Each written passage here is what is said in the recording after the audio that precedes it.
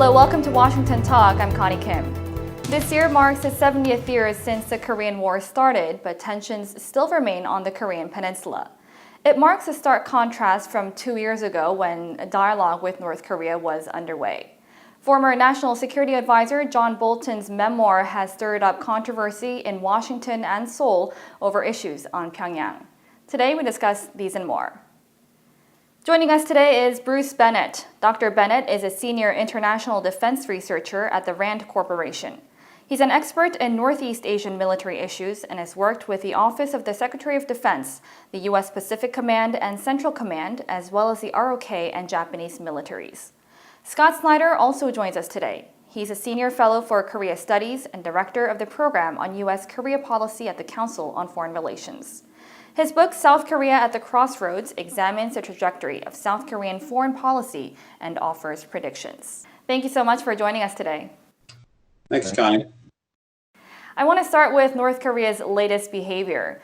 North Korea's chairman, Kim Jong-un, had suspended all military action plans against South Korea, and this is a dramatic U-turn from its previous stance. So why did this drastic change come about? Let's start with you, Dr. Bennett. Well, I think we have to recognize that the underlying crisis right now, as Scott talked about last week, is with the North Korean economy. On June 7th, Kim Jong-un had a Politburo meeting in which one of the issues discussed was the fact that he's not able to feed all of the people in Pyongyang, that they're having trouble with food and other things there. The sanctions are finally hitting. That's in conjunction with the COVID closing of the borders and making things difficult internally for Kim Jong-un. So I think he had listened to the statements of some of President Moon's advisors, that President Moon was close to deciding to set up inter-Korean projects that would probably have been in violation of the sanctions, and thought that if he just pushed a little harder that he could get that to happen. Instead, he pushed too hard, and President Moon has now pushed back. The Blue House has indicated a great degree of distress over Kim Jong-un's violations of peaceful coexistence. And now I think Kim Jong-un is thinking, I'm desperate. I've got to break the sanctions problem. And so he's going to try another tack, I think. So Dr. Bennett pointed out how North Korea may be stepping one step back in order to get what they want. Mr. Snyder, did you see any other intentions behind this? Well, what I think has come into focus over the course of the past few weeks has been the consistent targeting by North Korea in their external rhetoric of the U.S. ROK alliance, and particularly the coordination group. And so, this really brings to mind North Korea's default Uri Minjok-Piri strategy. And it looks like North Korea really wants to peel off the Moon administration from the United States, which is exactly what would happen if South Korea were to begin to provide assistance to North Korea by circumventing the intent of sanctions. And so what I think is really most interesting this week is Kim Young-cheol's statement in response to the South Korean defense minister's noting that North Korea had suspended but not dropped its plans. And really the tone of that statement was such that it sounded like a protection racket threat, where Kim Young-cheol was essentially warning that reinitiation would be a possible step rather than suspension. Mm-hmm. So North Korea does have track history of escalating tensions to the max and de-escalating them. So according to this past history, at what point do you think North Korea may be pushing to ratchet up tensions again with South Korea? One thing that the North Koreans have traditionally relied on has been the element of surprise. And so it does, what I think was a little bit odd in the recent provocations is that they were telegraphed.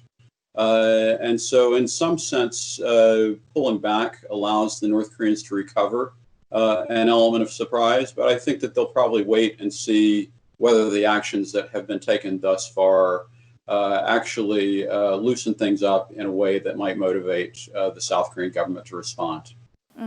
So, Dr. Bennett, Mr. Snyder mentioned how North Korea launches surprise provocations. How should the U.S. and South Korea be prepared militarily?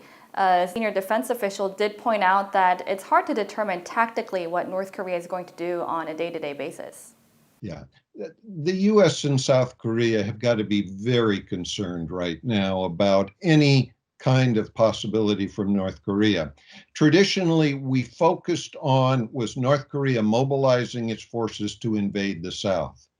But in a nuclear weapon environment, North Korea could fire 20 nuclear weapons at South Korea and neutralize major parts of especially the South Korean Air Force and command control system in South Korea, and then mobilize and move.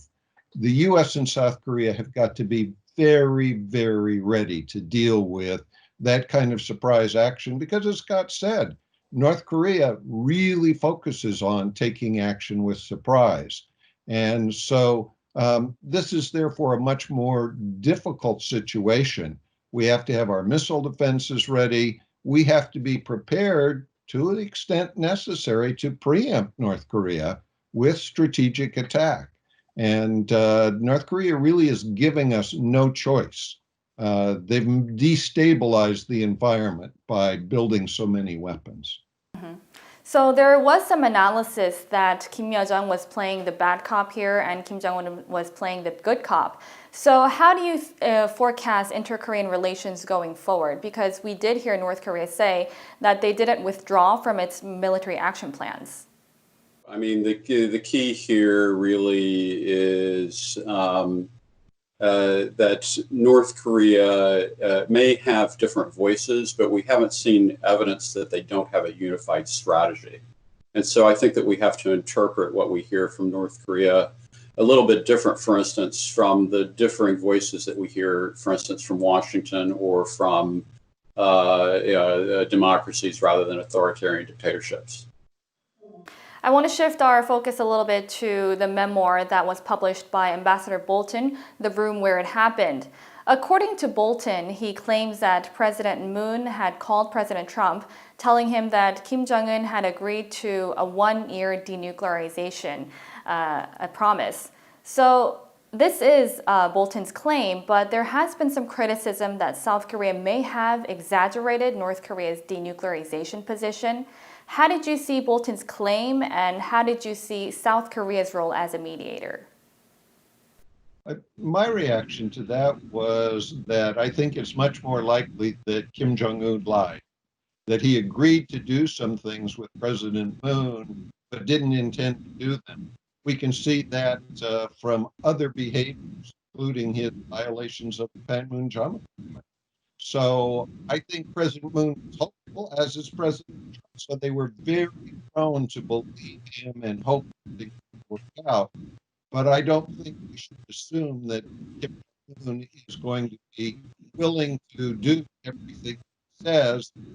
So I think the burden of problems here is on the Korean side. The really important thing here is that once South Korea had played an intermediary role, the job of Bolton and Pompeo was simply to go back and confirm whatever message Chung Woo-young passed along. And so I think that it's a little bit of a low blow for Bolton to suggest that the blame lies with Moon and Chung when it's actually the responsibility of Bolton and Pompeo to confirm what was said. And then, of course, the other aspect is whether or not Trump can take that counsel. And that came through very strongly, Trump's eagerness to meet with Kim Jong-un, regardless of substance, for the sake of a photo op. Mm-hmm. So you did say that it may have been Bolton's narrative in describing South Korea's role as a mediator. So presidential office of Chung Wha-dae did say that Bolton was not reflecting accurate facts and was distorting them. And Bolton responded by saying that he would be doing disservice if he wasn't telling the truth. So how did you see this back and forth? Well, I think it's the truth as Bolton saw it, and we'll have to wait for the Moon and Chung memoirs and a more specific level of detail to be released on the South Korean side. The other aspect here is the South Korean allegation that Bolton is breaching intelligence protocols by being so explicit about the content of the conversations. Bolton also claims that the US and South Korea had different priorities when it came to North Korea's denuclearization. A senior State Department official said that there had been intense dialogue with its South Korean ally when talks were underway with North Korea. So help us understand where this gap comes from. Not at all surprising that there should be differences in interest between the two sides. The key is, to what degree have we been able to synchronize those interests in terms of dealing with North Korea? Obviously, on the missiles, we have done a very good job. We're looking at two different perspectives. On the nuclear weapons, I think we were likely closer. Mr. Snyder, do you think that there was no synchronization between the two administrations? I think there was a constant effort at coordination, but I do believe that some of the senior level comments in the Moon administration at that time did represent a possible attempt by the Moon administration to define the scope of denuclearization necessary to move forward at a lower level than the Trump administration was determined to achieve.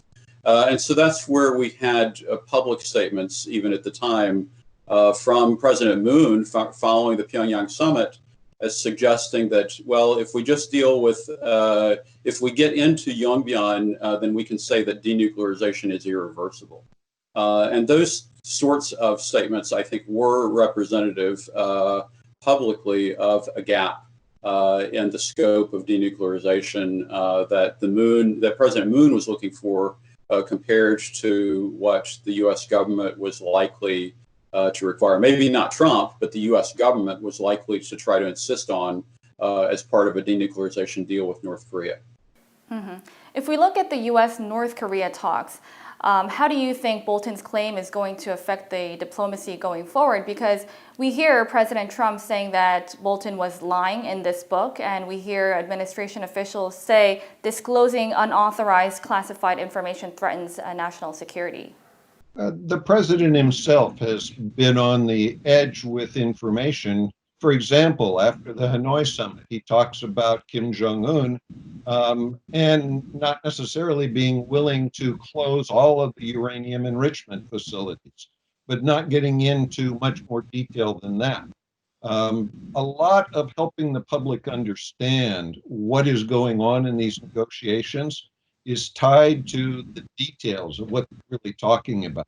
Is there only one uranium enrichment facility in North Korea? No, I think it's pretty clear that there are probably at least 3 or 4, maybe more.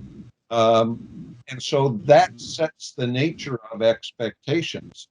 But if we're interested in making it look like we're making progress, we're not necessarily going to talk a lot about the other facilities if we can get something accomplished. It all depends on the perspective.